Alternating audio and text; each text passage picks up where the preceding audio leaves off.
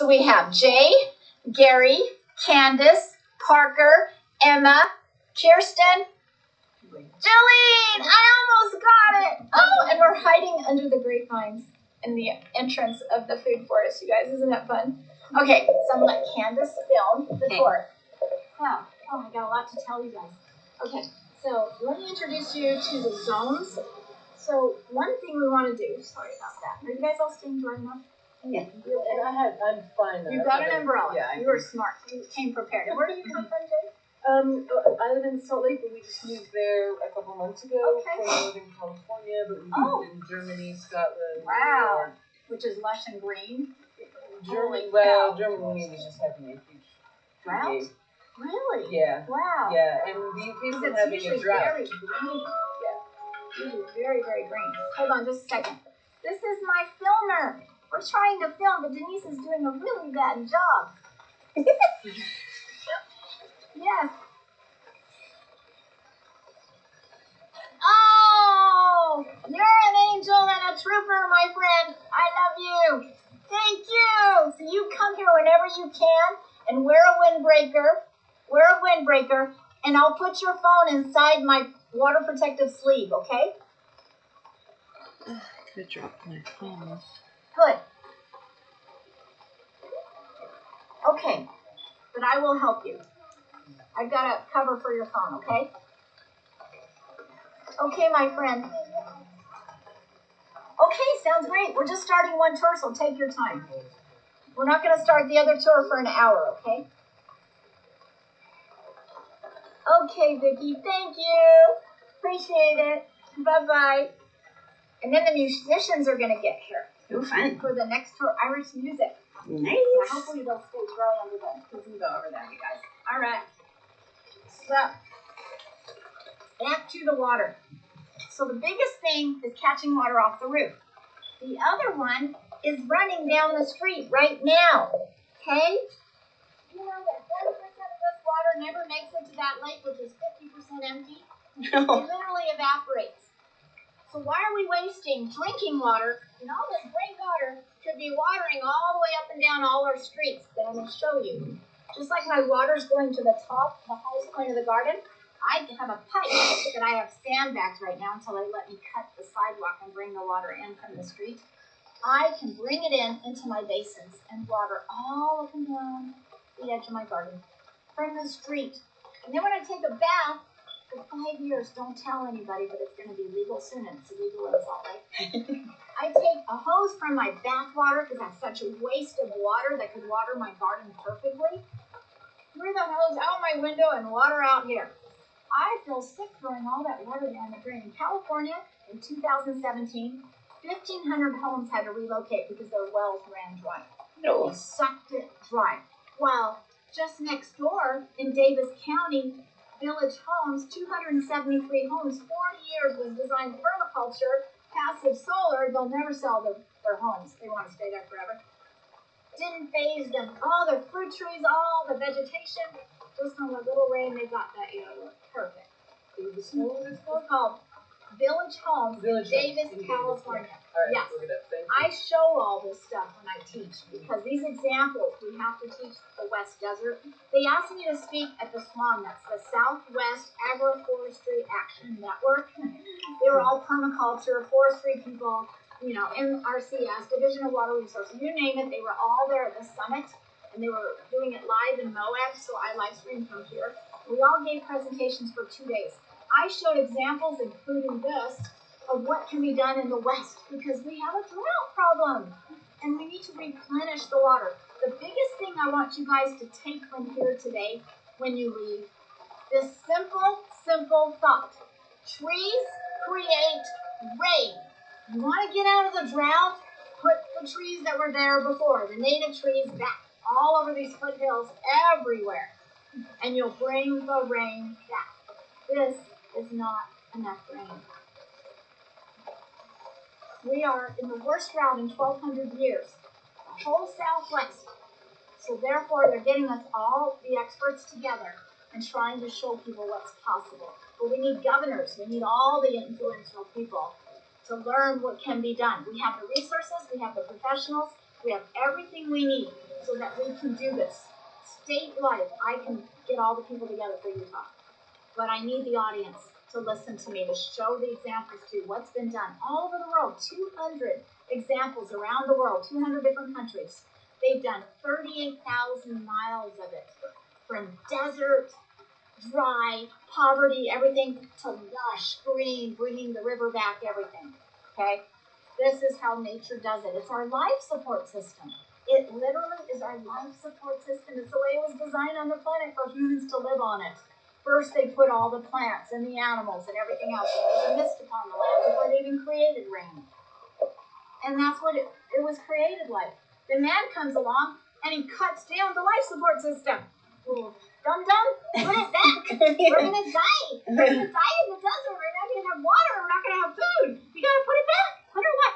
Support system back. So we need to teach everybody that that's what vegetation does. You look up your native plants and your trees and you put it back. We need to have everybody on this planet doing this right now. We won't have floods. We won't have droughts. We won't have fires. We'll have just a few natural fires that used to just naturally manage the forest. Now we're having fires that can't put out. Okay, we're creating the worst problems on the planet. And the only answer and the simple answer, I know it sounds too easy, is put the vegetation back. It creates the hydrology cycle. It has bacteria on the leaves that naturally seed the clouds. Not like the cloud seeding that I saw on the governor's website since the 1950s. They've been cloud seeding with silver oxide through these big burners. And what they did is they created a hailstorm in April when everything was in bloom, turning to fruit. And all the fruit growers and myself all lost our fruit this year. Thank you very much. No more of this. We need our food. We can't do it this way. It's not natural. Plus, it's ruining the weather cycles, the jet streams, everything else to do it unnaturally. They got to stop these practices. We got to teach them how biology, nature works. Put the vegetation back, you'll create the water. It'll come back. It all works with the vegetation. And that's what the key is that we need to teach people. So now I have a couple of rules as we go through the food forest. One, don't pick anything unless I tell you to. And I have a lot of stuff going on. Because unfortunately this year's been a really dry, hot year in July. And Denise, because last year I had such little water usage, I had $64 in August. And it was so wonderful. That's all I used for all of this. That's it. Because it's so well designed. It's it was 7 years old last year, that you saw in the video. So guess what? I didn't need to water hardly anything. Just the flowers, the pots, the flowers, they need water. I need to stop those. But what's funny, I better put this back on, is this year I thought, okay, you don't need water, so maybe I'll just test it out. It was too hot and dry because we got no water in the fall and the winter and the spring until the cloud seeded. And so because of that, the soil was so dry, even in here, mulched and covered and everything. So I kind of killed off some of my plants a little bit, dried them out. Yeah. So that's okay. I'm learning what's possible. When this is fully established, when all the trees are fully grown and everything else, I'm estimating 15 years it gets established. So I've got 7 years to go. I can go on a 2-year vacation. Leave it alone and it'll be fine. It's been done all over the world in the driest places in the Middle East. It's all in how you design it. How you catch the water, where you move the water to so you use it wisely, you don't waste water. And then how you design the layers of the forest and then your native plants of Utah, of wherever you live. So you learn from somebody who's doing it in your region, right? Okay, so that's what we're doing. And I'm sure Darby told you, I'll just put one little pitch there, that today, the 9-month design course to learn all this stuff, get all the plants, get everything you need, and have your full design, which a landscaper would probably cost you about $10,000. That's what Joshua Pendleton, the Pendleton Designs, charged one of my students. It was $2,000 to survey her property. It was $3,000 to do the design, and then you want to put it in. That's another $5,000. So you're saving a ton, but I still want families to be able to afford it.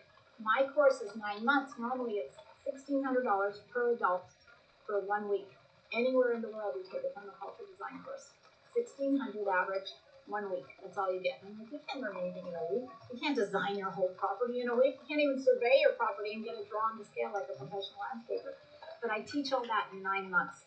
So those designs you saw there that I showed you, that's what my students have learned to do in my 100-acre in Arizona hall put in 500 fruit and nut trees and a part of it already. It's already ready to go, you know? Awesome. It's really amazing when you see your students go and they've designed everything and they've collected everything they need and they start putting it in and they get so excited. And then we pick one family's design that year, and all the students and all the former students and my excavator and everybody, we put it in for them in one day. Fun. Their design. It's so cool. It's called a Permaculture. We do it once a year. It's really, really fun. So that's how you learn, though, you know? Now, my students come here, since COVID, we never did live streaming before, but because of COVID, I started live streaming 2 hours a week. And we can do stuff live stream, you know? And I can show you examples and teach you from everything that I've studied and stuff and show examples that happened in here. But you've got to come at least minimum 4 hours a week and learn in the real teacher, this guy. This forest teaches you all year long what works, how to do it. We practice in here.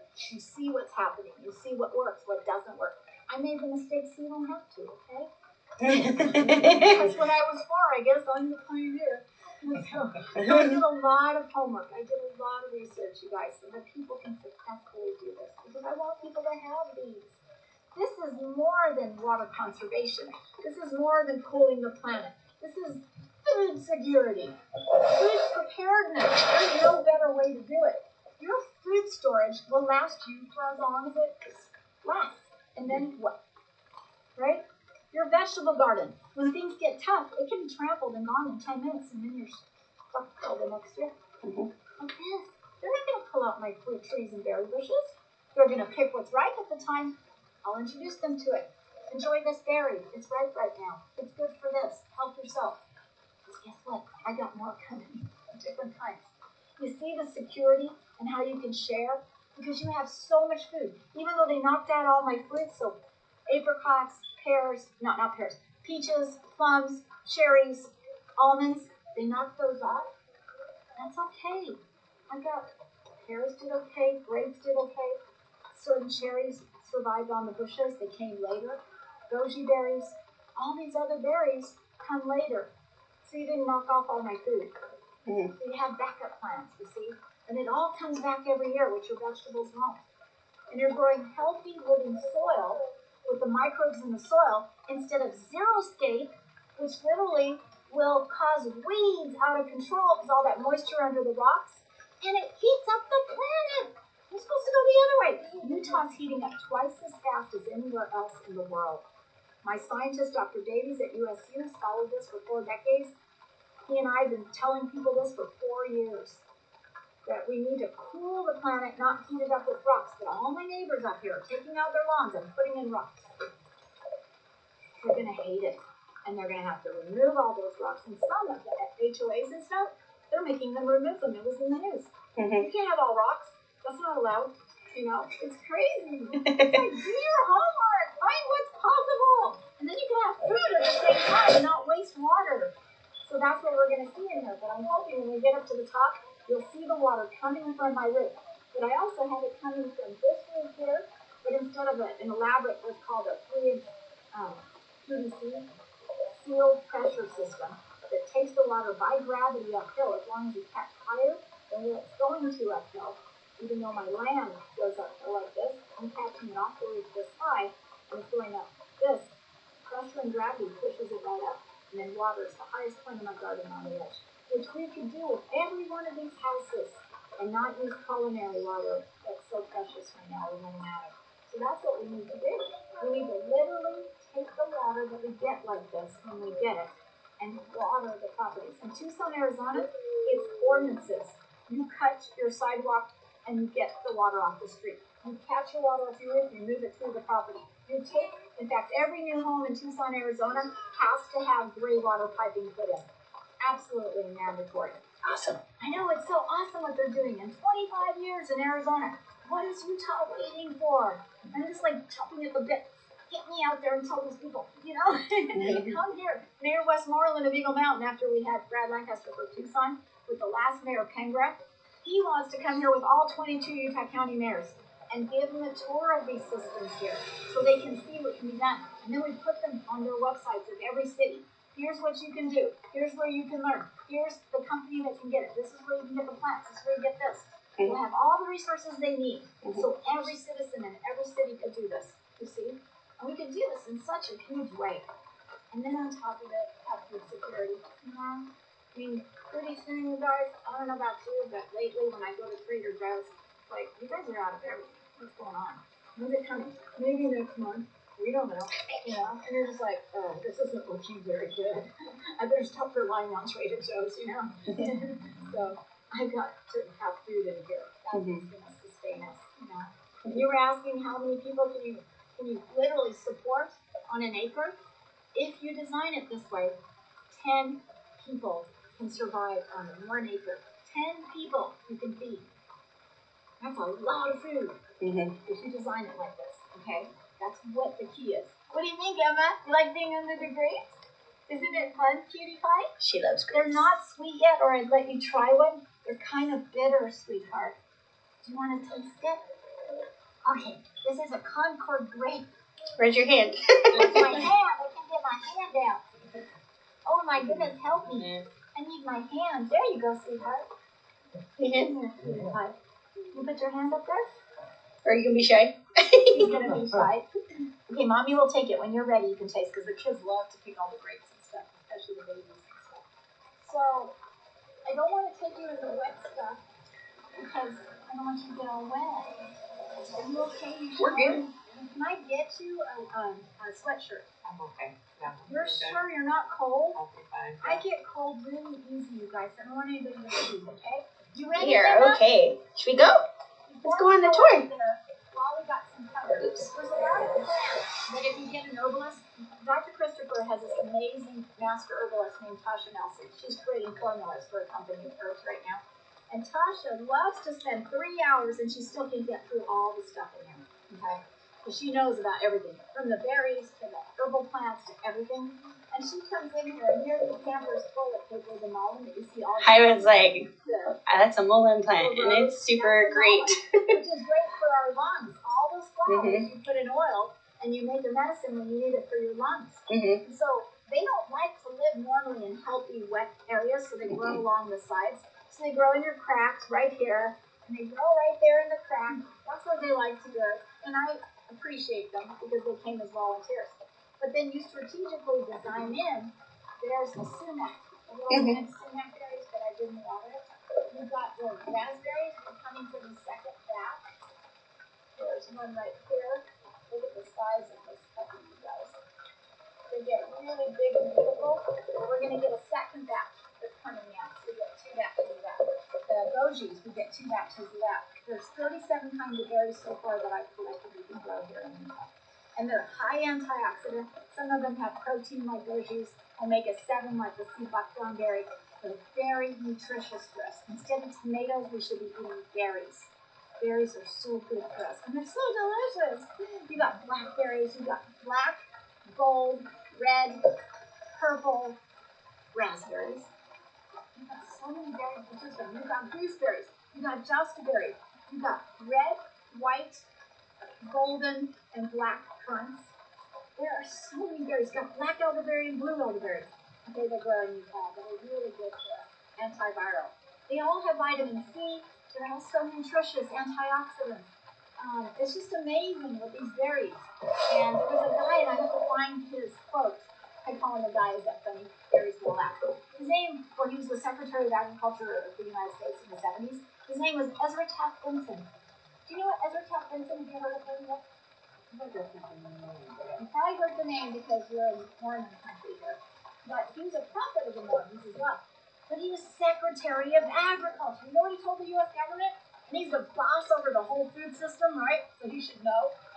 This nation stands to suffer from starvation like no other nation in history. The way we come to rely on a system of fuel, machinery, and transportation, if any part of that system were to break down, the market shelves will empty in hours and Americans would starve by the millions. Did the government listen? No. And now they're obliterating all the farming and everybody growing food. No, we're not going to rely on your system to get us food. We're going to grow our own food locally. And that's the key. We have to grow our own food. Very important. But guess what else he said that I have to find the quote? We should be eating berries, fruits, and nuts. I'm like, how did he know that? Where did he learn that? Because that's what we're doing in permaculture. We're eating berries, fruits, and nuts, root crops. We're eating greens and herbs and everything wonderful. Not vegetables. This is so much better. And you're going to see it in here and how wonderful it grows together. The other thing is growing out in the hot sun, and in straight rows, monoculture we call it. We have a row of tomatoes, a row of peppers, a row of this, a row of that.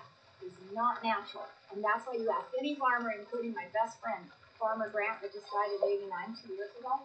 He owned Vineyard Nursery for 55 years. He was raised on a 160-acre dairy farm. What used to be Orem out here, it wasn't even Orem, it was the upper bench of River. Grant will tell you, he would come through on tours here, he learned with me, that all that chemical fertilizer, all that stuff, he still had to water 3 times more than I did because I did an experiment on the farm for regenerative agriculture. I watered once a week, he watered 3 times a week. I used cover crops as fertilizer, he used chemical fertilizer, which cost him a fortune, he never recouped the money. Such a waste, okay? And he grew really sick food, and I grew very healthy food, nutrient dense and healthy, organic, you know? And so you want to learn to grow this way. You want to grow plants together that support each other and fertilize each other and shade each other and do everything else, you know? That's what plants do. If you learn them, they can do that for you. You wearing a dress, Heather? Daddy's sweatshirt. So beautiful. Thank you. The other thing, I'm just afraid to take you in the rain. Are you sure? Yes. I really want to see the garden. I really want Yeah. to. Would anybody like to be under the umbrella? It's huge. I can buy it. Sure, okay.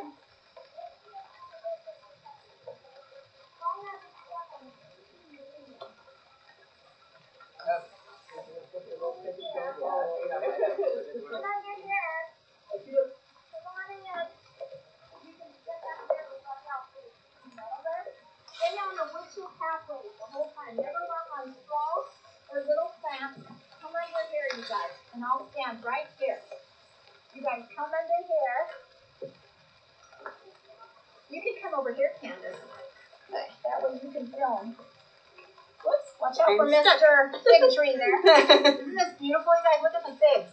This is my second batch of figs this year. You're going to taste them today. Isn't that fun? Yeah. Come on in, Gary. Okay. Isn't it beautiful though in here? This is what I call my vegetable kitchen garden. But I have herbs like horseradish, tarragon, figs, Nanking cherries, heirloom Potawatomi plums, grapes going through everything. Sunchokes I can dig in the winter and they're most delicious tubers, better than potatoes for you. Herbs like crazy, bergamot, oregano, valerian, tarragon, spinning nettle, chamomile. I can't even name them all. There's so many different plants in here.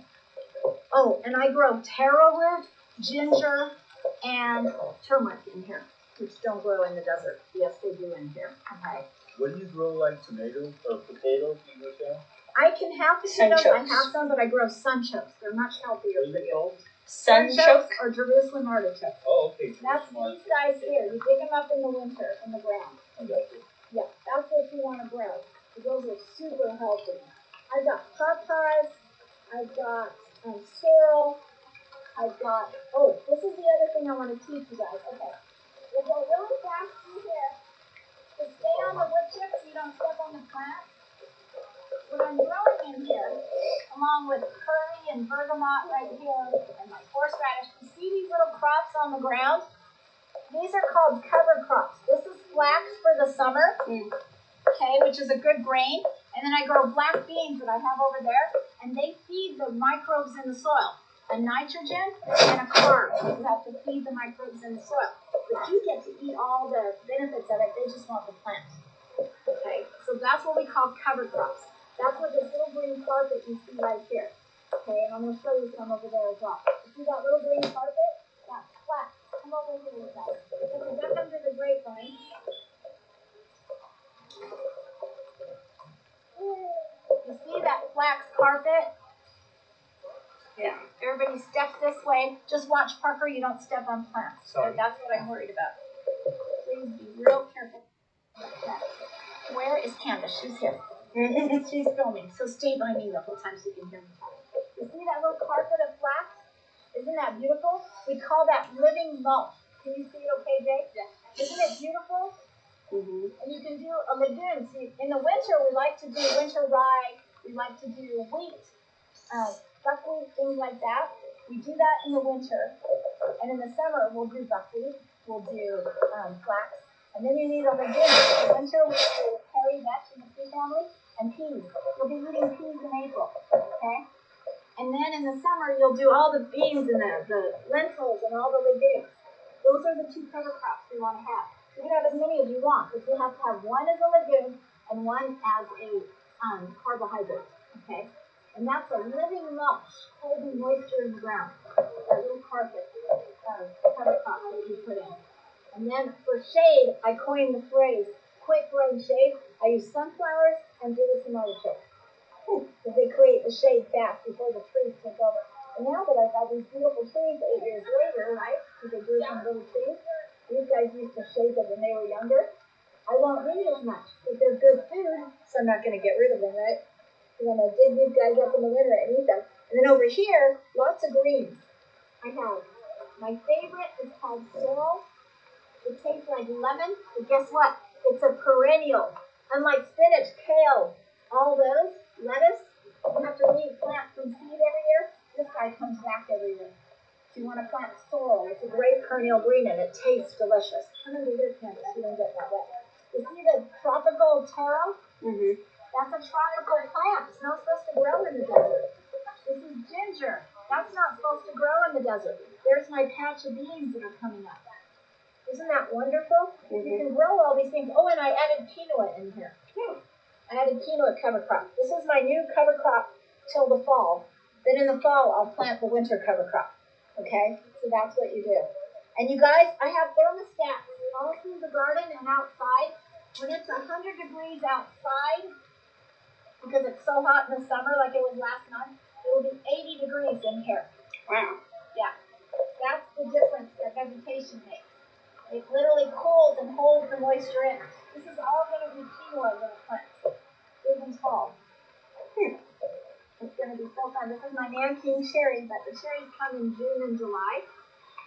So that was loaded with the most delicious little red cherries. They're so delicious. I love them. And this tree was this big 8 years ago. This is my gorgeous white willow. Filtered light like this in here. And that's what the plants love. Greens and things like that and herbs. They don't want to be in the hot sun all day. They love being under here. They flourish under here. It's so beautiful. This is my little nursery. We do a cuttings workshop in the fall. And I've got plants and trees for sale in the driveway. So you've got some of these white mulberry that we did cuttings in March. We do a class to teach everybody how to do it. Oh, and this is barley. This was a winter crop right here. The barley seeds. So then you take your seeds without having to buy anymore because a lot of farmers don't have any to sell. So you just reseed for this next winter. And this will grow, okay? Nice. Yeah, you just learn how to save your seeds and reseed everything. It's really wonderful. And then I planted some papas here. So I've got 2 papas. These papas can grow really well. They grow in Pennsylvania and other places like that, so they can grow in the cold of Utah. The hardy kiwi can grow in Utah as well, which is really wonderful. Yeah, there's just a lot of things that can grow that we don't realize can grow. Did you know that you can grow, besides figs, papas, and kiwis? Just watch where you walk, Gary, so you don't step on the green. There you go, hon. Thank you. Try to stay right on the woodchip pathway so you don't step on the green, guys. There's a lot of them, though, so don't worry. But there's a lot of hardy fruit we don't know we can grow in Utah. A lot of people don't realize it. You can grow, like I said, the hardy kiwi. That grows in Utah. It's not the fuzzy California one, but it's a hardy one. And so you can grow. You have to male and a female. You can also grow hazelnuts here and chestnuts. I have those here. I'll show you, okay? So we're going to walk our way back. We'll let you lead, Jay. Okay. And now we're going to go into what's called Zone 2, the food forest part. This is what I call my kitchen garden.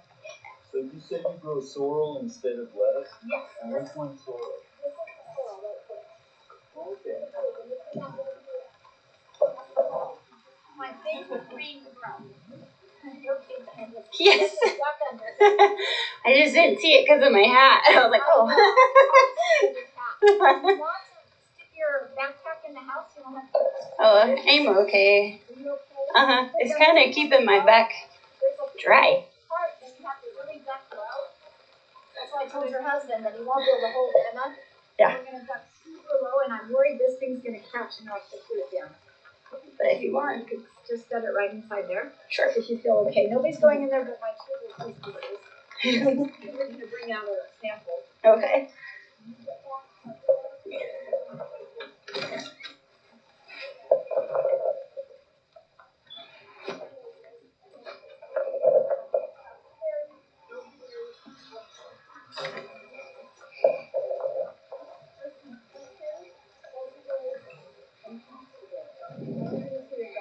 This is zone one. Kitchen garden, okay? That is an attack sunken greenhouse here. Sorry. Oh, you're fine. So these really little Iranians, they're doing a park, tomatoes. They all go in the greenhouse in the winter because they can't survive out here. Okay? But everything else out here comes back every year, just fine. This is the only plant that I love because I love the gorgeous central flowers that only open at night. This is the moonflower or sacred datura, but you don't eat it, it's poisonous. Okay? But I didn't have the heart to get rid of it when it showed up because it's so beautiful. And the bees come in here. Those are the seed pods right there. This is one of Brent Holdaway's 17 fruit trees we rescued before they bulldozed the farm. These little fruit trees like this beautiful little peach tree. And this is my first rescue tree. A guy left out to die in the heat and left the roots out in the hot sun in August. By the time I got it, the leaves were all brown and gone. But he said, that tree's going to die. The roots are all dried up. You're never going to save it. My first rescue tree, 8 years later. Look at it. Isn't that beautiful? Mm-hmm. What a food source can do. Now we have, besides the cover crops for fertilizer, there's mineral accumulators like comfrey and curly dock, and there's nitrogen fixers like black locust and Siberian pea shrub and others. They feed nitrogen. You chop and drop. We chopped this guy a month ago down to this little. It just exploded back. Full of minerals. And where do you put the minerals? At the base of your fruit tree so they grow faster. So you're feeding fertilizer by plants to the other vegetation. And that's why landscapers will come in here and go, I've never seen 5 feet of growth, new growth branches on a fruit tree. I've never seen a fruit tree grow that fast. I've never seen an almond in a fruit tree have fruit the first year. It's because of the way we're feeding them, like nature does. With all the other plants, it's all about the relationships in plants, right? And so everything grows in here. It's so beautiful. And then take that. This is another mint. If you guys want to pass that around, just rub it and pass it. Pass these around and smell that. That will keep my honeybees from getting mites. It's a sweet mint. This is a native seed plant that grows in the mountains. Look at it You smell. want one? It Again? smells wonderful, doesn't it? Mm-hmm. Really wonderful. Now, I already ate one batch of goji berries. They're flowering again. You get 2 batches of goji. I'll have you take some dried ones on the vine right there. Let me see what else I have here. Oh, there's a bush almond. It's called a Russian dwarf almond. I'm selling some over there. Russian dwarf almonds are these little wild fuzzies, but instead of climbing the big tree to get the almonds, it's a bush right there. So you can do Russian dwarf almonds. Let's see what else I have in here. I have so many things. I can't name them all. I use a lot. I love sunflowers also because they don't need water. And they bring the birds and the bees. And you can eat the seeds as well. So I love sunflowers. They're really wonderful. But because I didn't water them this year, these beautiful, gorgeous little red berries, they're called sumac. They're used as a spice. They're used as a spice. You're a good camera girl. Thanks. And you can eat them because they taste like lemon. So pick off one of the really bright red ones like this. Get the bright red ones, you guys, okay? And just suck them. It tastes like lemon. That's a sumac. It does. Native Americans use them to make flour to cook them. What's this called? You want one? Fruit or low sumac? If you have a tall stack of sumac, No. in the fall, the leaves are so beautiful red. They're gorgeous. This is a volunteer, a bird planted here. So you know what I see when I see a new little thing growing out of the ground? I'm like, let's see what you grow up to be. Then I'll find out, right? Well, it turned out to be a plum tree. Isn't that funny? I don't know what kind of plum yet, but it had 2 plums this year. It hasn't been fallen off yet. So it's pretty amazing. know, surprise. We let nets grow everywhere, ground covers. In here, everybody's going to need to purify water. Water's going to become so scarce that you want to put a pond, natural plant filtration pond on your property. You can filter water. So what's in here are not just edible plants. So you've got water lilies, you've got water hyacinths, water irises, water celery, water cress, even creeping jenny that grows in and out of the water is edible. They're all edible because they're purifying the water. Better than any chemical treatment. Plants, that's the natural way Earth purifies and filters water is in marshes. That's what they're designed to make. So this is a little mini marsh. But it's also edible. You can also have a bigger pond. Put fish. You can grow more fish in a little area than you can with livestock for protein. Okay? So growing fish is really going to be valuable for everybody. But those are too little. I put goldfish in there. I can't put so much more stuff. I would like to have a big pond, you guys. So the other thing that happens, because this is a natural system, and I live up in the hills, my doe like to come in here. But they nibble the ends of my little plants. You see how they're nibbling on the ends? They don't eat my berries, but they nibble. And they trim my walkway. My doe know how to trim my walkway and walk on the walkway. Isn't that funny? And I have so much everything. Oh, the other thing I didn't teach you is, do you know, everybody has pest infestation. Oh, I have slugs. How do I kill them? I have snails. How do I kill them? I'm like, you don't kill anything. God didn't create anything to be killed as a job. It's decomposing things and fertilizing the other plants. Don't kill them. But they don't care about your silly little vegetable plants because they're nutrient deficient. There's no minerals in tomatoes and plants like peppers and all that and zucchini. There's no minerals. So instead, they eat my pumpkin, my curly dot, which I have so much of. I'm always chopping and dropping anyway. So they eat those and they leave your vegetables and others away. They just don't care about them. They leave them alone, right?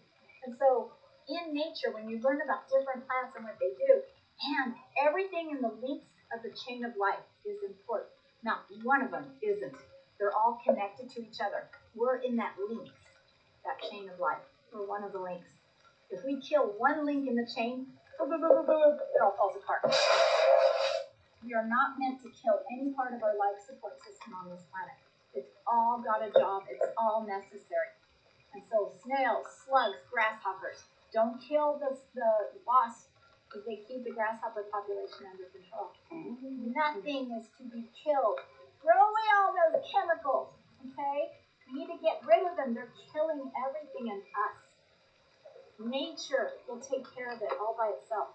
That Grant used to tell people, and little 5-year-old Brigham, when I asked him after the tour, and he was the shyest little boy in the world, 5 years old, I said, does anybody go out and fertilize the forest? Does anybody plant it? Does anybody spray it? Does anybody water it? No. Well, then who takes care of the forest? And Brigham raises his little hand, he says, nature takes care of itself. And I was so proud, that little boy who just followed me everywhere, learned everything. It was so wonderful. They just really learned these little guys. Okay, come on in here. This is where our musicians at 2 o'clock are going to come. And they're going to sit inside here. And it's a little protected. Come in here, you guys. And then I'm going to introduce you to hugel beds in the food court. Oh, I know those. I just built a hugel bed. You just built a hugel bed, Jay? I was at Paul Wheaton's. Oh, you did? Yes, He's the hugel bed king of the He US. is. I was up there with the excavator building my 7x7 bus. Now, did you make them high? Yeah, we dug 4 feet down and then 4 feet up, so it was 7 feet total height. See, I learned this from Paul Wheaton, and I got so mad at him. Everything slides down on my hugel bed. I have to say that's what it looked like to me. Yeah. They all slide down. And you tried climbing up the hugel bed. I It's have falling. tried. Okay? So I'm like, excuse me, hugel culture people, but this isn't working, and I'm not going to recommend it. We're building hugel beds like this. You're going to see a perfect one over here. I'm never building these big molehills. It's okay to bury 3 feet down, but don't build them high. He's got to learn. Everything slides down. So your plants are growing on the bottom and not over the top. Waste of space. Right. Not fun. Right. Yeah. Hugel beds. Bad idea. Just buried in the ground, but then build them like this. I'm never gonna recommend it again. If I ever get a chance to do another one, it's not gonna be tall hugel beds like this again. Who knows besides Jay what a hugel bed is? I do. Tell us, Candy. It's like a big triangle mound thing that you build up on. So what's But- inside? Dirt. In the bottom. I don't know. Okay. Jay? Wood. It's like the lasagna of wood. Oh, it's lasagna growing. Okay. Logs of wood. You know why? We're replicating what the forest does, but it takes 1,000 years. So a tree grows and it lives hundreds of years, okay? And then it starts to get old. The fungi out of the life of the soil, because it's got a living humus, it's called, and it drops its leaves so it keeps it nice and wet. Those life in the soil, fungus, you can see them on old trees. They start to grow up the tree, and they're decomposing the tree. And that tree, as it dies, becomes food for the new growth of the new saplings, okay? So that's the cycle in the forest. Permaculture in Eastern Europe, and Sepp Holzer's the best one since the 60s in Austria that does it, is where you replicate this, but you speed it up. So I hate cutting trees down, and I don't want to recommend that everybody in Utah cut all the trees down, and then we don't have any trees for wood chips and for hugel beds. So we're going to have to come up with other systems to do this, I think. Because just think if everybody did that, we would have any trees left. I cut so many trees down that 2 weeks. I know. It was very sad. It's very sad, and it breaks my heart because the tree. Who's Mormon here? It's a Church of Jesus Christ, whatever it seems. You got rid of all the Mormons. But people who are not True. Mormon do not know this. They don't know the name of the Church of Jesus Christ of Latter-day Saints. But they do know across the country what the Mormons are. They came to Utah, right? We're bringing them. They settled here, the pioneers and stuff. But they are a Church of Christ. Okay? They are Christians. We are. And they came here and they cut down all the trees to build their cabins. The Native Americans didn't do that. They knew how to keep life and only use what's needed and make sure it comes back and it lives. So, hugel beds are a great idea, except that we don't want to cut all the trees down. So we need to replant all the trees we cut down. And I hope Paul is teaching that to replant everything. Yeah, I don't, I was there for skip camp, so it was just skills, it wasn't theory, so I didn't have much window into why or what the plans were. Okay. So what hugelculture did, and they've been doing this in Eastern Europe for thousands of years, is they're trying to replicate what happens in the forest to grow living soil to plant into fast. So what you're doing is, as the tree was dying, but it took hundreds of years, we cut the tree down. Sometimes there's old dead trees. We cut them down, but instead of hauling it off to the dump that turns it into compost that you go back and buy, we do the silly things with recycling. We sold all our recycling to China. They make something out of it and they resell it back to us. That's bad business. That's pretty stupid, right?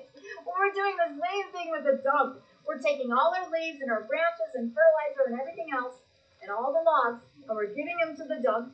And they got smart and they said, not only are we going to charge you for bringing us this stuff, but then we're going to have this company make compost out of it and resell it to you. It's like, are we stupid? Why don't we just keep the logs? Why don't we just keep the branches and the leaves and everything, right?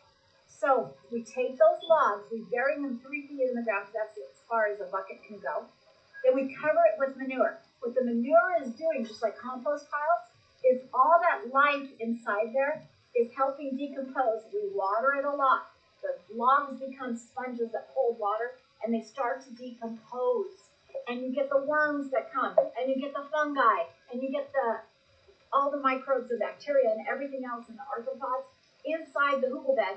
They're building living soil. They're holding moisture. That's those 3 mounds there, and the little baby ones and scouts made over here that I have them make lower, are called hugel beds, hugelculture. And I was introduced to it before permaculture, as I learned about hugelculture. And I thought it was a cool thing, and I built one in the backyard, but it wasn't that tall. Mushrooms came, I grew sunchokes in it, I grew all these wonderful things, and I loved it. I thought this is a great idea.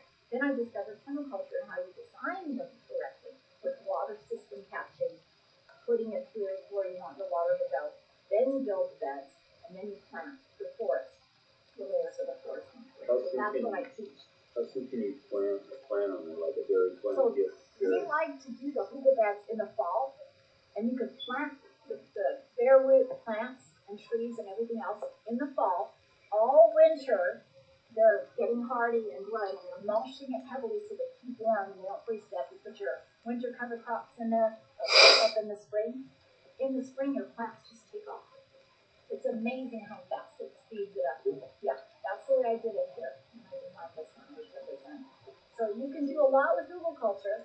You don't have to do hugelkultur. You can do just wood chips like this. That Eden method is what it's called. What happens is, if I dig down under these beautiful wood chip pathways, is I'm growing, now there's no water in here, so you won't see any life in it, but I'm growing rich, dark, living soil under here, okay? This used to be just sand, and now I'm just growing living, beautiful soil under there, okay? But if you're under the water, if you go under this one where it's a little wet, then I'm going to find some life right up at the top. But I'm growing living soil under wood chips. Look at the black, beautiful gold. That is what I call it. Okay, you're growing living soil under there. You don't have to go buy soil. You put wood chips down. Okay. It was cool when, a few months ago when we were digging out to put a plant down there, all these worms. Isn't that amazing? Yeah. You're growing life, humus, living soil. And that's what you need. We have our microbiota, is what they're called. Harvard figured out that microbiota want to eat fiber. It's in our gut. Plants don't have a stomach.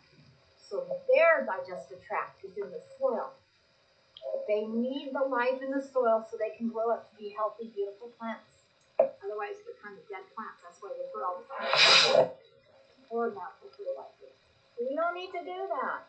You just let the microbes do all the work in the soil. See? I got sick one time and they gave me the antibiotics. And I felt inspired to go to Good Earth and they said, well, you just killed all the good flora bacteria in your gut. They said people that used to farm, they used to get a lot of good bacteria out of the soil. You get good bacteria there. And since we're buying it from the stores, you're not getting that anymore. So I know. The food we're buying at the stores has nothing good in it, okay? So it's really bad. So we need to raise them in the ground. We need to play in the dirt, walk barefoot, play, don't wear gloves. This is healthy soil. You need to get the good microbiota. Do you know everything in this universe is mostly microbes? We don't realize that. We're afraid we're microphobic, you know? It's like, ooh, bacteria. Ooh, get sanitizer. Wash it off. What we're doing is we're making ourselves so non-immune to all this bacteria that we're going to be in danger. We're going to catch everything. We're going to get sick. But if we fill ourselves full of all this life and microbiota and everything, guess what?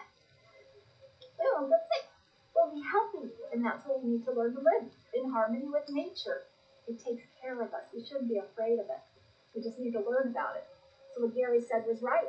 And so if you do have a deficiency and the bad guys in your gut took over, then starve them of sugar and carbohydrates and let the good guys start growing with the green stuff, and then you get your balance back. Then your immune system is strong, your digestive is strong, and then guess what? You have very alkaline blood instead of acidic blood. No disease can live in alkaline blood. All the microbiology proves all this. And I'll teach you something really fast. I teach my students really fast, and then we'll go out here. Is I believe the Creator, whatever name religions want to call, God, Jah, okay? All of them know this, that He created everything. In this universe, in this world, He created everything. How did He do that, though? Not with His hands. Man thinks he's got to create everything with his hands, but we don't realize it. It's been proven by science, and it is in scriptures and different books. Even the Shiva of the Hindu religion, I read their little all about that. Very cool, because this truth has always existed. Who do we have here? Denise, yeah. Oh, come in here, Ross. Come in here. Let's see. Let's let Ross sit right here, hon. Yep.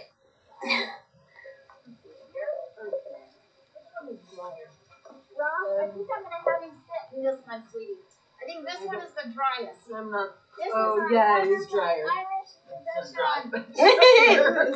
Definitely drier than the other one. My mom is pretty wet, to be honest. This one is dry. This one is dry. And this one is dry. That one's probably the driest. You set up whatever you want to do. We're just having a powwow here. So anyway, what I And there have been so many scientific studies that have proven this theory. And I believe this is true. If it gets wet, Ross, take this one. Yes.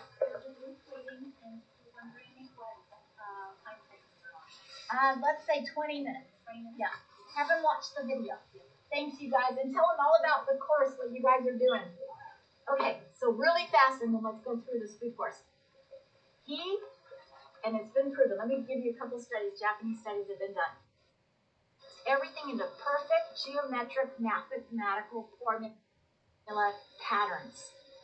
Everything in the universe follows mathematical patterns. And what it does when you send out these positive frequencies of thoughts, that's your power. That's how God created everything, was his pure, beautiful thoughts. And matter organizes perfectly into patterns. But if you have hatred, you have anger, you have negative thoughts, they took pictures. It just disorganized. It was all disorganized and mess and sick. The rice would mold, while the other one that was love, it just stayed pure rice. Beautiful. The water pictures were either organized into perfect patterns or just chaos. Even snowflakes didn't organize into perfect little patterns. Our thoughts are how we create. It's how God created everything. And that's why he tells us to have these beautiful, loving, meek, humble, compassionate, charitable, wonderful thoughts. And guess what? When we have negative thoughts, those frequencies are disorganizing ourselves in our bodies, and we're making ourselves sick. So it's very important that we live in harmony with nature, and we love nature, because it's so beautiful. You know how happy we are when we love each other? We're so happy. It feels good, doesn't it, to love each other? It just does. You just want to go around with everybody, my friend. Ross is wonderful. This is your third or fourth time here. I don't remember it, but last year I brought a beautiful young harpist to play with you. 2 years ago. Oh, and the video they're playing out there came out so beautiful because of that. You're in the introduction of it, Ross. It was wonderful. You'll have to watch it sometime, okay? Oh, it's beautiful. It reminds me of Robin Hood in the forest when he plays his music. I feel like I'm in Robin Hood's forest. It's so funny. It's quite time, actually, man. We've never met each other before. I know. We both hear the same thing. But since we don't know any tunes together, let's just harmonize. play some. Just have fun. Yeah. And it was wonderful. I'm Ross. sorry she's not here. I know. I don't know what's when. It was just very special, unique opportunity to have a harpist with you guys.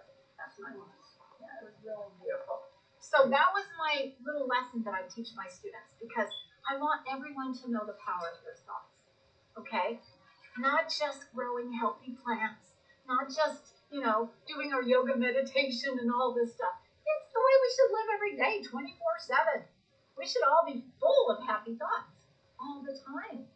Just think how beautiful the world would be if everybody had these pure, wonderful, loving thoughts, positive thoughts all the time.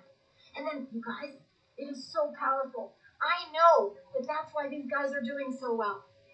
Because I love them so dearly, the birds, the insects, the worms, you name it, the snails. I love them all, the plants, the trees. I just love it all. Everything in here is so special. And I think that's why they grow so well. The design helps, but this is powerful, very powerful. And if we can teach this to these little ones, all about nature and how it all works, how wonderful that will be. Just think of what kind of world these kids will help create compared to what messes we've made, right? So I'm going to take you to the first baby hoogle bed. It is about 5 years old, I think, this year. A scout troop without a machine, without an excavator. The other ones were made by excavators. It's really big beds. But the scout troop, to get his eagle, he brought his grandpa, his dad, and everything, and they dug out by hand and buried 3 feet down logs. But they built it shorter. And I've got cover crop on there of soybean and quinoa. And they're just this tall right now that are growing.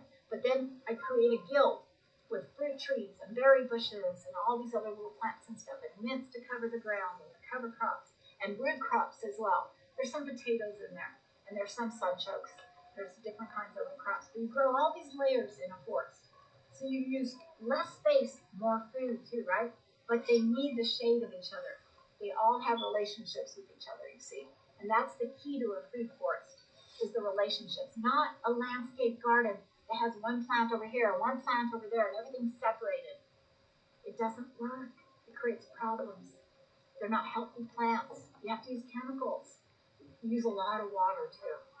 This guy can live without any water as soon as it's fully established. I won't ever water again. It will live on what little rain it gets. In Saudi Arabia, 2 inches of rain, 1 year no rain. And because they designed it perfectly to catch the water, move the water, native plants, it survived. And it became even stronger, and they established a natural ecosystem in the middle of the dry, sandy desert. First, okay, 2 so we inches of have rain, Jay, all we get. Gary, So we can do it Candace, anywhere on this Parker, planet. Emma, Kirsten, Julie. Look at it. It's green. This is Oh, what yes. you're worried about. Go look at Saudi Arabia and Jordan and the Dead Sea Valley of Jablat. It's already that big again. Oh, This is what 135 degrees there. And 2 inches of rain. How regular much your life size to live in a desert? Oh, Nothing. We live in a paradise. And so we can do this. We can really build something. You know? Okay, you ready to go back on it? Just relax. Gary, I've never seen them like this anywhere. friend. It is like, what the heck? You're wonderful. The other young man didn't show up. Okay. You know how you feed these guys? Wait till the fall, you harvest them all, you put them on a tree, and you put them in your fridge. And wait till they shrivel like those cookies. And all winter long, they're in the fridge, and you eat little shriveled currants all winter long. Sweet and delicious. They're so wonderful. I did it not for myself, so I could have people taste them through the winter, all my students. So I stuck them on a tree, I stuck them in the fridge, they didn't roll. They just shriveled up and they were delicious. I was like, wow. Experiment things, you know?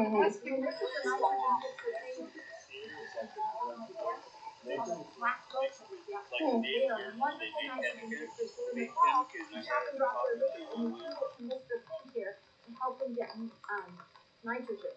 Then the comfies, you feed them, and the curly dock, there's a curly dock right here.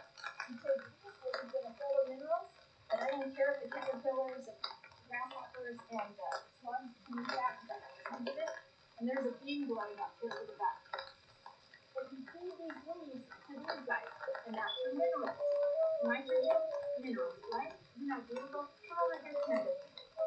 I don't know if you can hear me over there, Stevie. So you see, nitrogen fixer, mineral accumulating pearls, right? That's the curly dot. Come through here, and I've got milkweed for the monarch butterflies everywhere. So I love monarch butterflies. And I have big tree, Potawatomi plum, buffalo berry, which is also a nitrogen fixer, delicious little orange berries. I've got a beautiful nectarine that the hailstorm did knock down all the fruit. And then here's my cover crop that I just planted a week ago. I've got quinoa and I've got soybean in here. Isn't that wonderful? Yeah. And then these are our blueberry replacement. We just got bare root this year, but Denise forgets to water a few things once in a while. But they're still alive. I just planted what's called service berry. They're your blueberry substitute because our soil in Utah is very alkaline. Although what I'm doing by creating microbes and living soil is I'm getting the proper pH of soil. So it doesn't matter if you start with clay, you start with sand, doesn't matter what you start with. When you've got living soil and microbes, they'll create a really good balance. But you need so much acidity for blueberries. So instead, grow your service berry. It's going to be a better, easier plant. And it can grow with very little water out in hot, full sun if it needs to. They really survive well, these little. So I put a whole patch of them. I hope to have tons of little service berries in here and stuff. And over here I have a little nursery. Where's your quinoa? Oh, this is quinoa, Gary. Do you see these little guys right here? I heard that's really healthy for you. It is one of the 2 ancient grains that came from the Middle East out of the Bible days that are complete proteins. Quinoa and amaranth. Quinoa needs more water. Amaranth grows in desert all over the world. They're both complete proteins that you can eat. And that's a very good plant to grow, okay?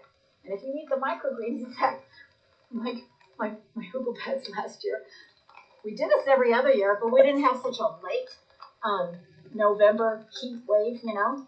So we planted in October all our cover crops for the winter, which should have gone dormant. and grown in the spring, it was too warm and it rained. And guess what?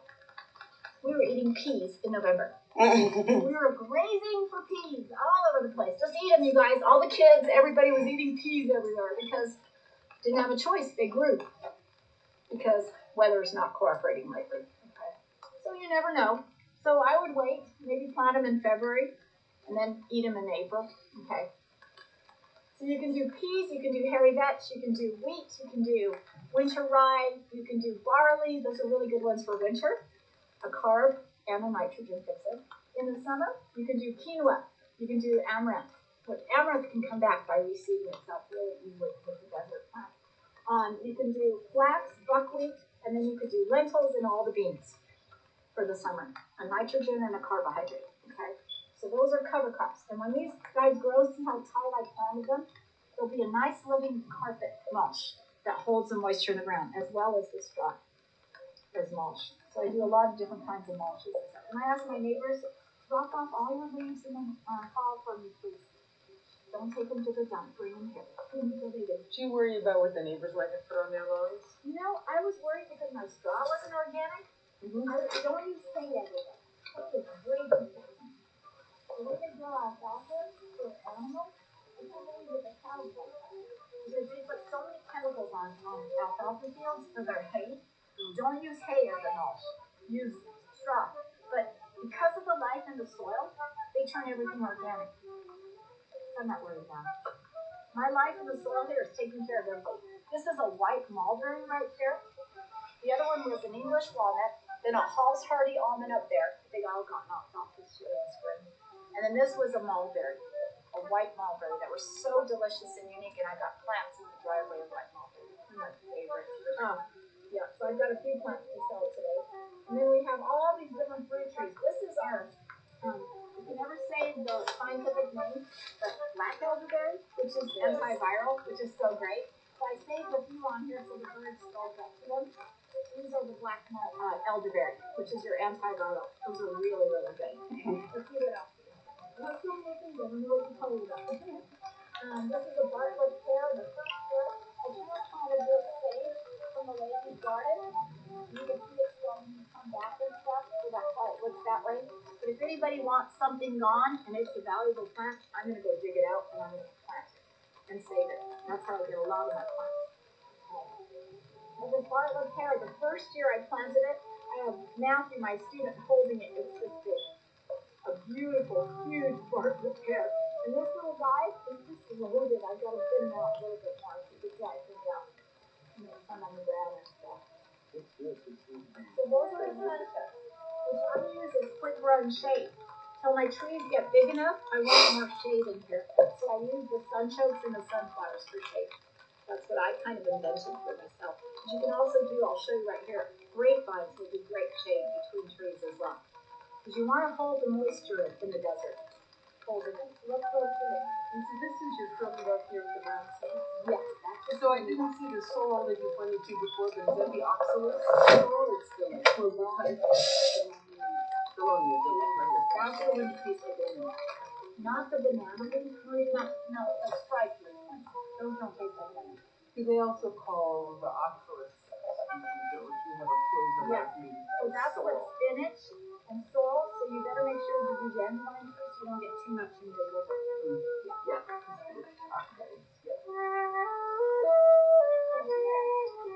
We had our first batch of goji berries. Now everybody thinks I should eat a berry when it's plump and juicy and red like this, but you have no sugar. You eat a berry when it's shriveling up and drying. These are almost too dry. You guys pick a shriveled dry one on this. That's when the sugar is in it. Not when it's plump and juicy. Where's the goji berry? Where are they native to? Well, I don't know where they're native, but they do very well in Utah because they're very dry, drought resistant. And you know this has protein and lycopene in it, so it's a really delicious berry and a very nutritious berry. Most people have only eaten the dry ones in the bin at Winco. I'd rather eat them off here. You can see they're sweeter. But if you were to eat these plump dry ones, and we're going to have our second batch, we're getting flowers, so we get 2 batches of those every year. And see how I let them go everywhere? because it's valuable. I want it to spread. I want tons of goji berries. I love goji berries. And then another one that I'll have here that's going to be a date. It's a baby one. It's called a jujube berry. I don't know why they call it a berry. It's a date. Delicious. I love them. I know, they're so good. I can't wait till it grows big and beautiful right here. Hello. What do we have here? Ah! Look at you. You got a visor in my bread. You want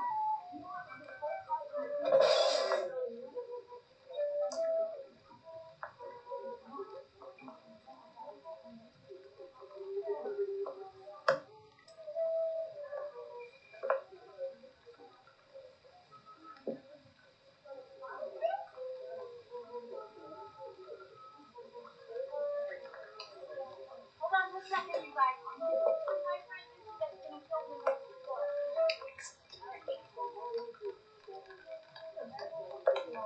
I think goji berries are Pakistan, India. Yeah. Kind of high altitude. They're supposed to be really good for you. Really nutritious. I think one of the best berries you can eat. No, Understand? I think there are so many berries that are amazing. You know, like the health food industry gets a hold of one particular berry and, you know, This is they it. celebrate the berry. More antioxidants than anything else, but then you find out that something's growing wild in your backyard is also just as good. You know, like, yeah. So, but they are certainly. I think one of the things I heard especially about them is that Okay, it's. you guys. That's my friend Vicky. She's going to film a little bit later. About some of the other things. This is another fun berry. They're little red berries. It's called a gummy berry. Isn't that funny? That's fun. Not a gummy bear, but a gummy berry. And they have little red, they harvested a little while ago, but I tried to keep a little bit, but they fell off. They were very dry. They had little red berries on it. But this is another unusual berry. We found 37 berries so far we can grow in here. Isn't that beautiful? 37 kinds of berries, you guys, including regular cherries everybody knows about, but nobody knows about all the berries. And then over there, if you look behind you, under this big cherry tree, and you can see I'm training the grapevines. I'm trying to train the grapevines. As the trees will get bigger, they'll go up higher. But the grapevines like to grow over everything. So you can trellis them across and create beautiful shade out in top sunlight. And so you can use the grapevines. This is in here. You see what's over here? About all the goji berries about to bloom. All over that is called a berry. It's a cross between a gooseberry and a black currant. And they're bigger. And they make the best juice. Berries are amazing. I love them. They're so wonderful. This is the other almond. It's called all-in-one sweet almond. You can see right there. It got knocked off by the hailstorm, so we only have 2 or 3 of them. See those beautiful almonds there? Wow. They're all-in-one almond. That's a beautiful one. There's false hardy, and then there's the short dwarf Russian almond. So I have 3 kinds of almonds in here too, which is wonderful. This is an Anjou pear. Got to thin it out more. Look at the comfrey that I chopped a month ago, and it's already that big again. Isn't that beautiful? Mm-hmm. Oh, this is what I want to show you here. Okay, who knows what regular sized currants look like? Oh, wow. Oh, yeah. All of us. What? He looks like this, right? I've never seen him any bigger than that. Big. Those are huge. Wow. I have You don't find never, that out in the wild like that. Gary, I've never seen them like this anywhere. Those are And I'm big. like, what the heck kind of plant did I get? Look at that sucker. And you know how you eat these guys? You wait till the fall, you harvest them all, you put them on a tray, and you put them in your fridge.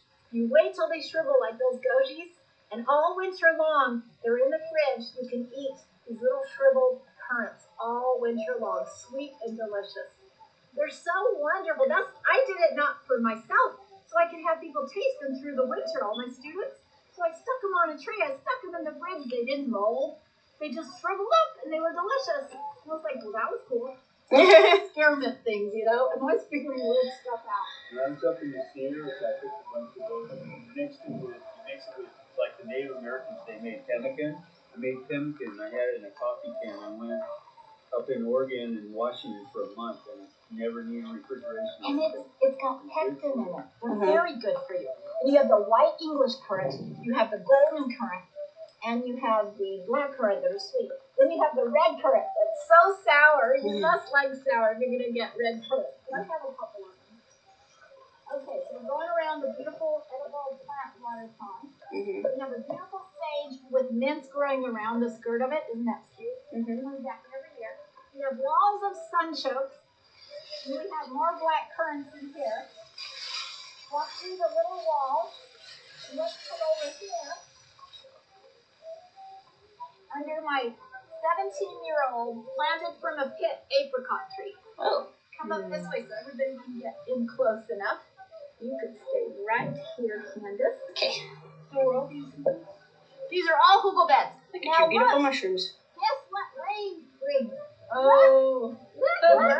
Go close up. Shoot those cute little things. They're everywhere because it's raining.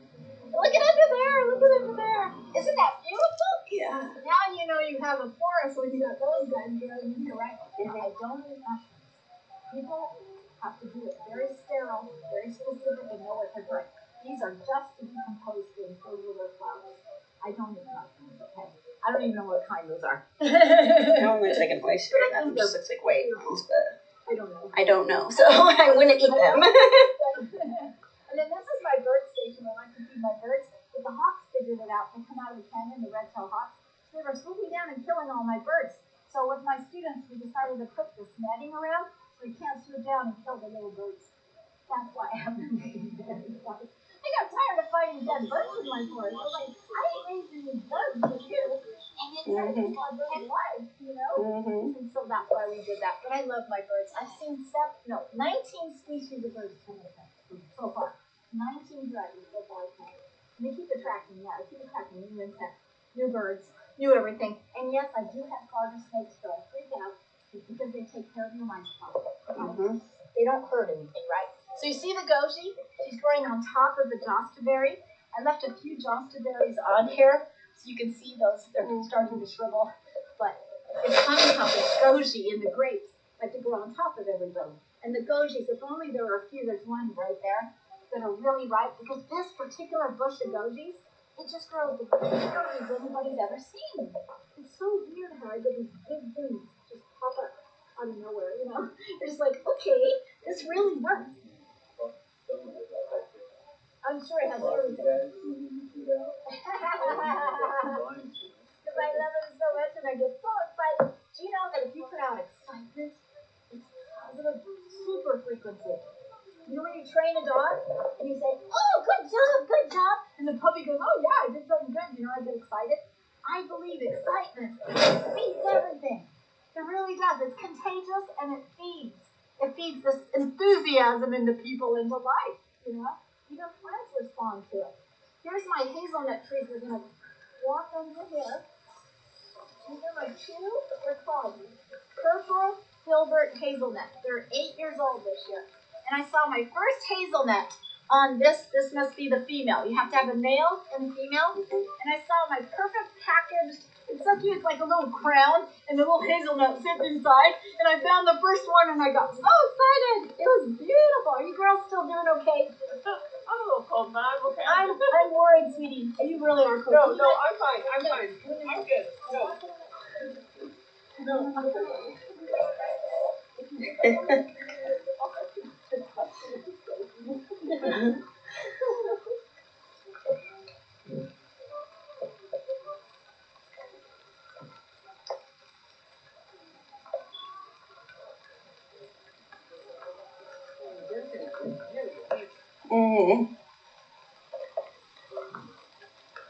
I wonder what that is. I was just thinking, I'm like, that's interesting. I wonder what was on there. Yeah. This too, actually. It has berries. Did she say what this is? Is this that josta berry thing? Maybe. Oops. Or a cherry of some kind? Yeah, I wonder if it's that little. Oh, that one's really coming down. So I know.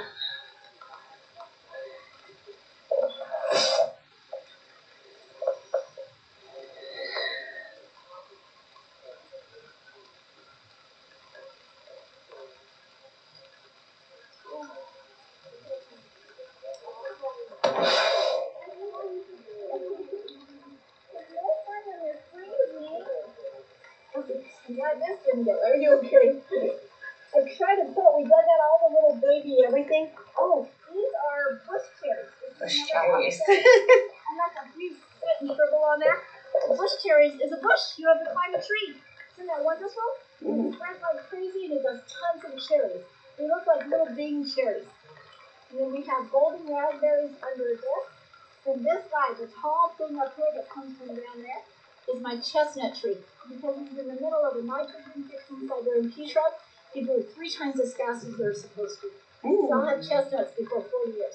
Is it not a horse chestnut, but It's a real chestnut it's a real from Europe. chestnut? Oh. I'm gonna have real French chestnuts, like I was raised, you know, in France. We love roasting chestnuts. So I can't wait to do something so fast. Isn't that amazing? He's sitting right in the middle of the Siberian pea shrub. So it's feeding it tons of nitrogen, which is beautiful. Beautiful. Well, this cherry's here. You see these yellow guys here? Yes. Those are cornelian cherries. So sorry. Yellow cornelian cherry, you guys, right there. Oh, They're wow. I have you taste them. Never seen yellow ones. I know, aren't they gorgeous? I have red ones over there, they're bigger, but these are yellow. Aren't they gorgeous? They grow great here. All these are mostly 7 years old. Most of these plants are 7 years old. This one's new. This is a red Canadian choke cherry. There's a black choke cherry native to and there's the red. And then back here, I'll just tell you, I have honeyberries, which is a long droopy blueberry. I have a bamboo wall. I have a golden delicious apple.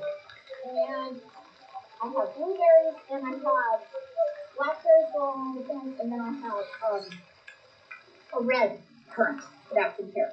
So let's go through and go to the next aisle. Do you want me to go first, you guys? Mm-hmm. I'll lead the way, you guys. You know where those things are. Wow. Oh, you're right. Wants your nose to come back here. Yes, she does. Oh, thank you. We're going to see the water system in action, you guys. From the roof, 500 feet up here. So it's fun to see all the little mushrooms. Here I planted lots of different berries and some Russian dwarf almonds, goji, blackberries, another almond. I've got, I can't think of the word right now. My brain goes. I have lots of gooseberries. Oh, thimbleberry. I have thimbleberry in here as well. And they're all under the canopy. So everything likes to be under the canopy of the beautiful apricot trees. And this is another rescue apricot tree that I got from Grant that we saved and he's coming back strong. Very good for you. This is We have wonderful. a white I difference. have up in here, And we have Yeah. black those are currant. red Hungarian We have cherry the up in red there. currant. It's See so that? sour. That's the other kind of cherry. Do you see up there? Go look up there, Jay. Oh, I see it. You Yeah. see it yeah. okay? See those up there? Oh, I haven't seen You wait till they're cherries really since Germany. deep purple. They're wonderful. Yummy jam. It's Oh, an amazing flavor. I the love best them. flavor. I love it so much. I also have my hardy kiwi behind that. Oh, wow. So I got hardy kiwi and I got the cornelian cherry. And see what I'm doing over my red blood plum right here. And this is another rescued Asian plum, Asian pear there. I take my grapevines and I start to train them. Don't grab these guys because they're holding up the branches. They come under here.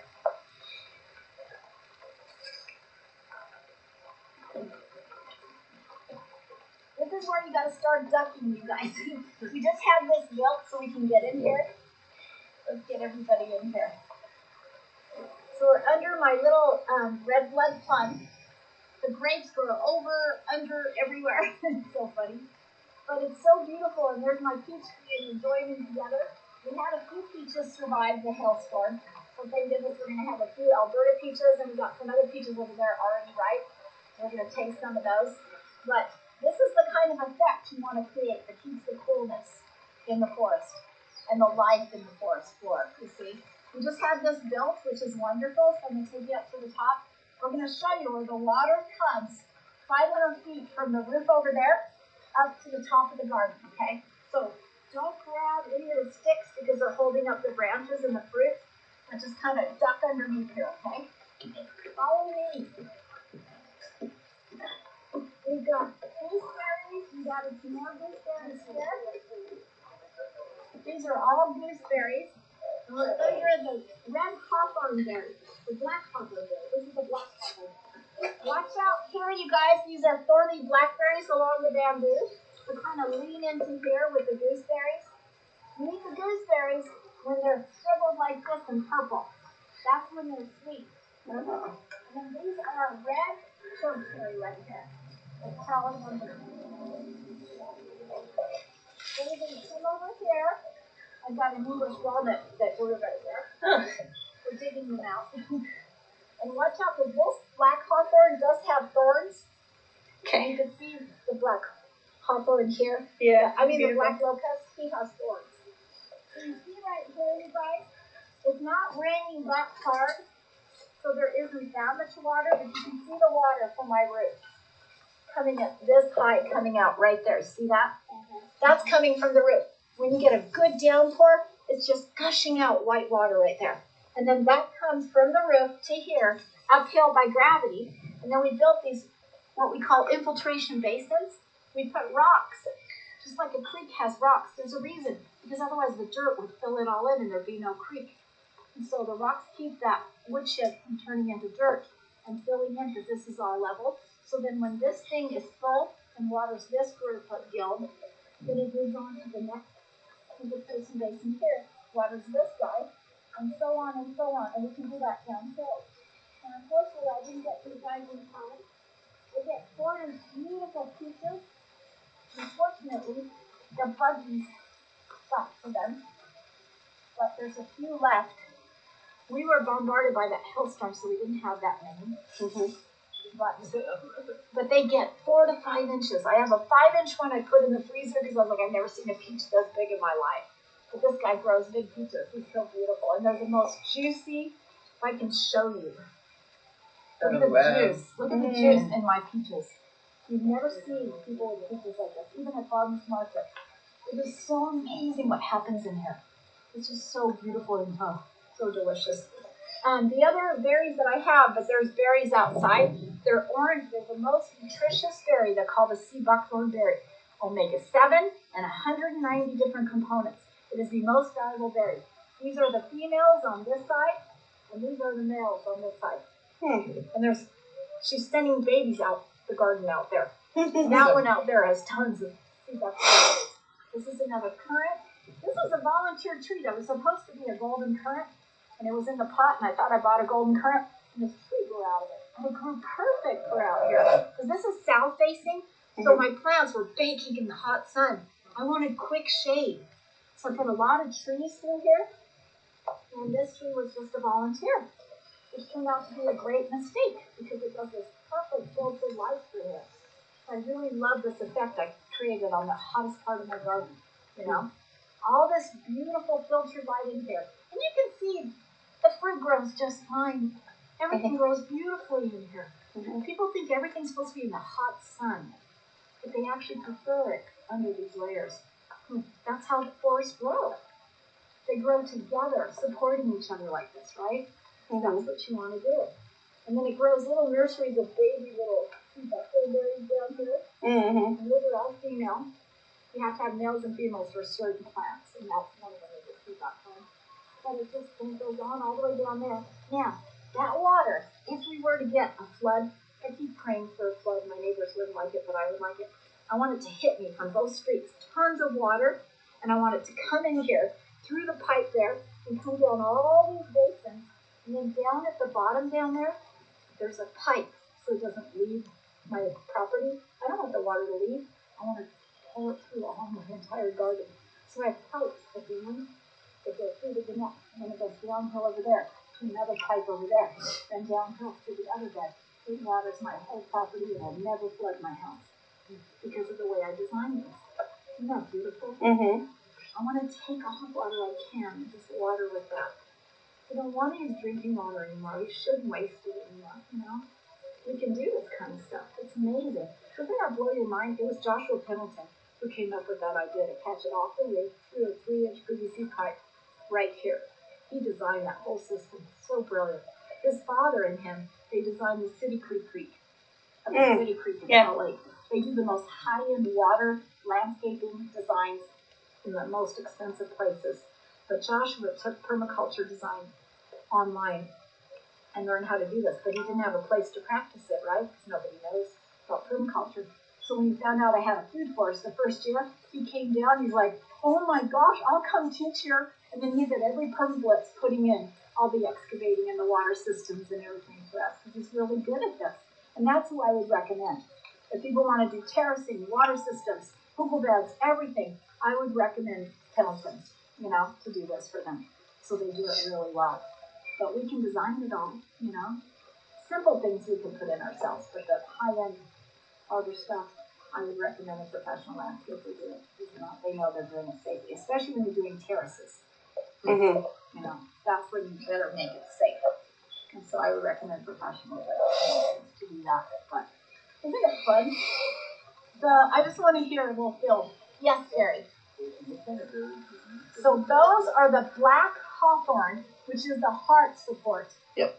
It supports your heart. It's wonderful. Those are giant. I know they're big, aren't they? Biggest I've ever seen. Okay, I keep hearing this all the time, over and over again in this forest.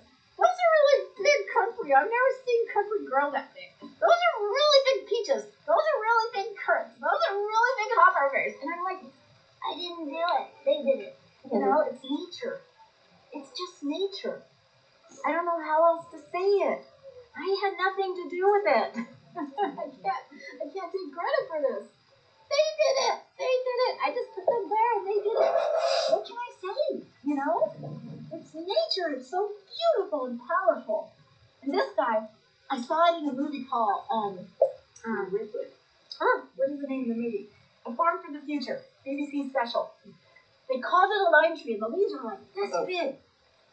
It's a linden. Yes.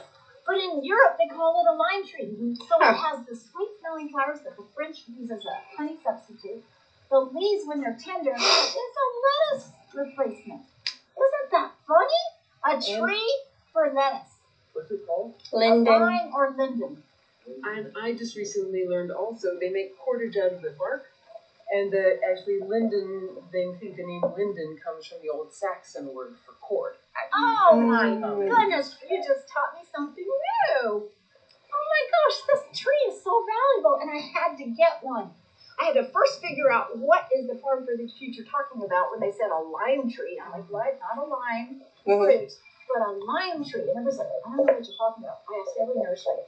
And finally somebody figured out, I think they're describing a linden. And I said, does it grow in Utah? And they said, yes. And I said, I'm getting one. And there it is. It's beautiful. Another thing I just saw, there's this woman called the Black Forager who has an Instagram thing. So a lot of her stuff, it actually is just, foraging from like what people grow in suburbia. Yeah. And the fruits that are formed, After the the little flower. you can roast them and then grind them and they taste like cacao. Wow. So you can use them then in baking or whatever. Cacao tree? Like a caramel almost. Mm-hmm. Yeah, I haven't tried it. Oh my goodness. But, We just found I just cacao saw that. substitute. No way, Linden. Dude, I knew I had to have you, but this is crazy. Holy cow. The cacao? Oh, so I haven't tried it. Cacao, honey, lettuce, and cord. Yeah. There we go. Holy cow. My battery is almost dead. Okay. Thank Okay, now let me show you. All right, so we're going to end this beautiful tour. Okay, I want to ask everybody a quick question, especially if you're newbies to permaculture. What do you think of the food forest? I think it's amazing. Yeah. Do you want one in Vineyard? Yes. Okay, you two ladies and I, are going to go meet with the mayor. She's really nice, of Vineyard. We're going to show them water solutions, drought solutions, right? And we're going to tell them that we need to plant like this so we don't waste water, right? But also you guys get lots of food. Wouldn't that be great in Vineyard? It'd be wonderful. And just live off the rain because those wells are going to suck everything dry, And so we need to do something different. So if she says you can have a food forest, would you want one? Yeah. All right. How about you? Yeah. It's pretty amazing, isn't it? Yeah. I'm glad you ladies came and suffered through the cold rain today. You're so wonderful. And Jay, who already knows hugelkultur and permaculture and has lived in Europe with all these plants, what do you think Oh, I'm so excited. And Yeah. because it's a mix of, the stuff that is so delicious in grocery stores, like peaches and apples and But stuff like that. isn't it a little better? But better. But then also the foods that I've always loved to forage and can never find enough of. The hawthorn and the choke cherry Yes. and the carnelian cherry, Yes. and goji, and right. So, Oh. man, I yes. I'm going to help you collect them all, okay, and put them into your forest because I think that's really important. And we're going to go taste choke cherry syrup. And my friend Candace, how are you? Thank you for filming. You're welcome. This is a definite yes. Definitely yes. Got to have one, right? Okay, so we're going to work together. Okay, we got to get you to design a nice food forest on your property. And my friend Gary, what do you think? I think that this is as close to a Garden of Eden as somebody has created that I've ever seen before. And I would like to put my tent here and live here for a while. I'll make you a deal, Gary. You come camp in my food forest in exchange for working in it and learning it. Well, I've got a really good place, but if I ever get kicked out, yes. Okay. But I can help you anyway. Well, I just want you to come learn, Gary. And then you need to help me to teach all those little stubborn single adults, okay? They all need to learn this stuff, all right? All right. We're going to do it together, okay, Gary? Thank you. Isn't this great? Okay, so we're going to go taste now, all right, before you guys freeze. So let me show you. We want to make sure it never deletes.